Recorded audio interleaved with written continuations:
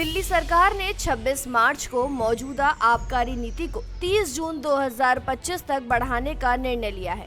हालांकि नई नीति पर कोई ठोस फैसला नहीं लिया गया है। आबकारी विभाग की ओर से जारी एक सर्कुलर में बताया गया कि 2024-25 के लिए स्वीकृत नियमों और शर्तों के अनुसार रजिस्टर्ड शराब ब्रांडों की बिक्री को लेकर मौजूदा L1, L1 और L2 लाइसेंसधारियों की वैधता 3 महीने के लिए बढ़ा दी गई है।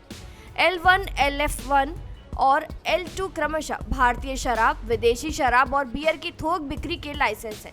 सरकार के इस फैसले के तहत यदि मौजूदा लाइसेंसधारी 1 अप्रैल से 30 जून 2025 तक की एक्सटेंडेड अवधि का लाभ उठाना चाहते हैं तो उन्हें आनुपातिक आधार पर 3 महीने की लाइसेंस फीस जमा करनी होगी। आपको बता दें, दिल्ली सरकार 2022 से पुरानी आबकारी नीति को अलग अलग चरणों में बढ़ाती आ रही है।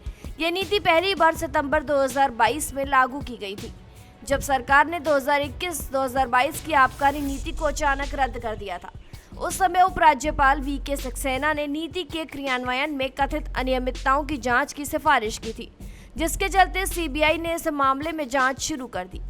इसके बाद से पुरानी नीति को बार बार बढ़ाया जाता रहा है, क्योंकि सरकार नई नीति को अंतिम रूप नहीं दे पाई है। पिछली बार सितंबर 2024 में इसे 6 महीने के लिए 31 मार्च 2025 तक बढ़ाया गया था और अब इसे फिर 3 महीने के लिए आगे बढ़ा दिया गया है। आबकारी विभाग द्वारा 2023-24 के लिए तैयार नई नीति का मसौदा सरकार के पास विचाराधीन है, लेकिन इस पर अब तक कोई अंतिम निर्णय नहीं हुआ है। वहीं दिल्ली में शराब व्यापार को सुधारने के उद्देश्य से नई आबकारी नीति 17 नवंबर 2021 को लागू की गई थी और 31 अगस्त 2022 को समाप्त हो गई।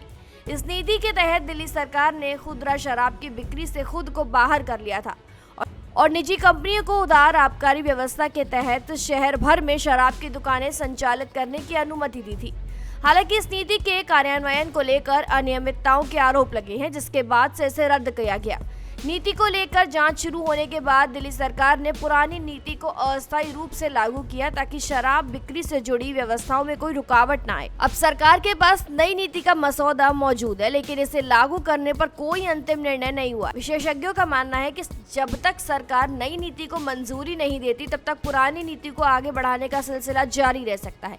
नई नीति कब लागू होगी, इसमें क्या बदलाव किए जाएंगे, देखने वाली बात होगी। फिलहाल दिल्ली में शराब व्यापार पुरानी नीति के तहत ही जारी रहेगा। फिलहाल जानकारी में इतना ही। खबरों के लिए जरूर सब्सक्राइब करें भारत एक्सप्रेस।